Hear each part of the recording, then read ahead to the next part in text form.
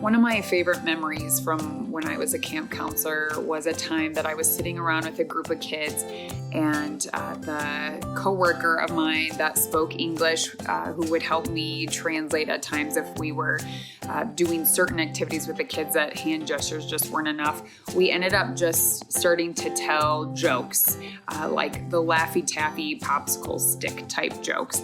And so the kids would tell a joke and the staff would translate it to me in English, and I would laugh, and then I would tell a joke and the staff would translate it back to Russian to the kids and they would laugh. And it was just the most beautiful, magical connection moment, because we're just sitting there laughing together and having to wait until the translation comes through to laugh, but really just able to make those connections with each other, even though we had that language barrier, and then would learn the punchline of the jokes in each other's language, so that became our inside joke from then on.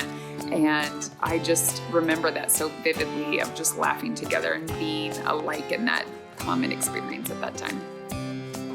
Going to the bathroom and seeing on the door that for the designation for who goes into which bathroom, that there was a silhouette on the women's bathroom, a silhouette picture of a woman in like a power suit, right? Like shoulder pads, and it just was so funny how different it is from the symbol that we use in the United States. And not that that was universal, but I remember thinking how funny it was that I was in a country that I perceived as being a little more locked into traditional roles, and how gender roles present in Mongolia is certainly kind of a different world, a different conversation, but to see their bathroom have that image, it was just a funny moment. When I realized that in the U.S., camp is more in the recreation field. It's not imperative to life. It's recreation.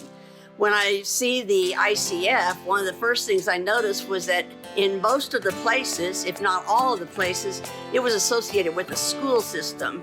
And it was really a learning experience that was based outdoors.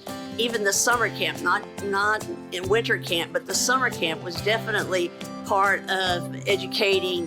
Some of my favorite is a lot of the cultural education for a person occurred at camp, and with experiences in dance or theater or learning history or learning activities that were connected to their heritage. Solving local problems using camp as an intervention and a vehicle for social change is something that can really be powerful and have lasting impact on children and the adults who are running programs.